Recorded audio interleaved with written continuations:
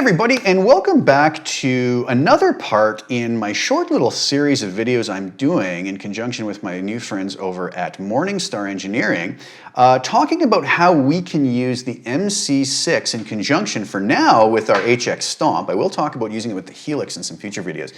But using it in conjunction with the HX Stomp to really expand the functionality. Now, one of the things a lot of folks have I don't want to say complained, but I've seen people mention that they kind of wish that they had a full functioning looper on HX Stomp. Well, enter the Morningstar MC6 Mkii. We can do just that quite simply and turn it into a much more full functioning looper rather than just sort of the one button looper where we have to remember, like, am I pressing and then double tapping and long pressing and, you know, all these different functions. We can assign that to the 6 extra switches we have on our Morningstar MC6. And it's really going to make things easier. So let's dive over, first of all, to the HX Stomp Manual, second of all, to the Morningstar MC6 Midi Editor, and then we're going to go take a look and see if it works itself out really well on our HX Stomp. Okay, so let's go over to the manual. Okay, so here we are on the line 6 HX Stomp Manual. Now, what's interesting, I'm back, if you watched my first video on this, back in the MIDI section of the manual. And if you look here, line 6 folks were really cool about something. They gave us all the MIDI CC numbers and values to control so many more functions of our one button looper than we even maybe knew were possible, okay? So let's take a look at what we can do here. With a MIDI CC number of 60, we can switch the looper from record to overdub mode, either back and forth or each one separately. MIDI CC of 61 can play or stop, depending on the value. MIDI CC of 62 can have us just play whatever loop we have in there one time and then stomp. Okay, some people might find that useful. MIDI CC of 63 will be an undo-redo function, which is very useful on loopers. MIDI CC value of 65 will allow us to do a forward reverse. So if we're playing a loop and we want it to go backwards, we can reverse it, which is pretty cool too for some special effects.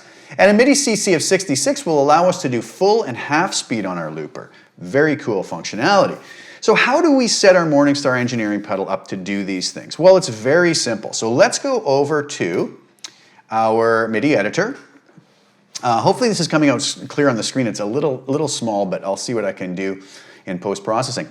So, you know, when I started looking at how to set this looper up, I realized quickly there's so many possibilities, and a lot of it's going to be based around personal preference. The one thing I find strange about the one-button looper is just sort of, you know, getting smoothly from play to record and overdub, and then, you know, it is set up nicely, but it would be nicer to have more independent control of those things, right? So what did I do? Well, if you notice, on here, hopefully this comes through clear on the screen, I set up button A to play our loop, button B to stomp, button C to record, button D to overdub, button E to redo or undo or redo, and button F to play once. I also could have done that half speed or reverse, anything that you choose. I just chose this because this would be the way I would want to use it, okay? So let's look at play. Well, if we go back to our manual, we see that play and stomp are on MIDI CC 61, right? And play is going to be triggered by a value of 64 to 127. I just went with 127. You'll see what I did here. So I set up, here's our looper. So my bank name is looper. I have my toggle mode on. If you watch the first video, I explain what that's all about. I have my short name and my toggle name both as play because I just want this button to play. That's it. I don't want it to stomp. I don't want it to do anything else. I just want it to be able to play. So I go to my message 1 and message 2. I turn them both into press actions. I go to my control, change the type to control change, and I match up CC number 61 with a value of 127 on MIDI channel 1. Exact identical control change for message 2. Only difference is I switch message 2 to position 2, okay? What that's now, and I have to hit save. What that's going to do is when I press my play button, it's going to start playback, okay? The reason I have it toggling is because if I go hit stop or anything else, this will now be in its toggled position. I want the toggle position to do the same thing as the first position. So I just seamlessly can hit that and it's going to always send it into play mode, okay? Likewise, I want to do the same thing for button B, which would be to stop, right? So if I hit that, we see that again, I have my bank name as looper, toggle on, short name is stop, toggle name is stop. We go back to our manual, and we can see that to stop it, I have to send a CC number of 61 with a value from 0 to 63. And I believe I just used 0, right? If you look, CC number 61, value of 0, okay? On both of those, position 1, position 2, again, so I can toggle between them. Toggle is on, I hit save. Now I've got dedicated play and stop buttons. Well, if I hit my C, it's record. So you'll see again, short name record, toggle name record, toggle button on, press action, control change type. I go to edit, CC number of 60, and it's 127. You say again, where did I get that from? Well, if we look here, CC number of 60 and record is the number value 64 to 127. I just chose 127. So we're all set to record. Again, position 2 on my message 2, I hit save preset and everything's good. My button D, I have set to overdub. Again, toggle on, short name overdub, toggle name overdub, press action on both, control change, CC number of 60 still, CC value of 0, just like the manual told me, right? That's going to get me into overdub mode. So very cool. Again, position number 2. I go to undo, redo. All right, so again, toggle on, short name and toggle name both. I chose undo / re. Okay, fine, you can choose whatever you want. Both press actions, both control change, CC value of 127, CC number of 63. And again, straight from the manual, right? CC number of 63 is undo, redo on a value of 64 to 127. So again, pretty simple, set that at position 2, save my preset. And then I hit the last button. I chose to have it to play the loop once. Now I could have had this be, like I said, half speed, full speed, or forward, reverse. And it's just as simple as renaming the short name and toggle name and choosing the appropriate CC number and value. In this case, because I chose number, or just to play the loop once, you'll see play once is a CC number of 62, and I chose a value of 127, and position 1, position 2, save my preset. Everything works fine. So there's lots of possibilities here. We could also choose a way to, let's say with play, to have play and stop on the same button, right? Where we would have toggle on, we would name, short name maybe play, toggle name stop, or vice versa, and we would assign the CC values differently here. Maybe the on, if the on, let's say play is 127, the toggle would be set to 0 on that same CC number. In the case of play and stop, it's 61, right? So we could toggle it on off with the same switch. I found that a little bit cumbersome because then I was dedicating all these switches to 2 functions again, and it was just more to think about. But again, other folks might like that. This is all personal preference, and it's all possible.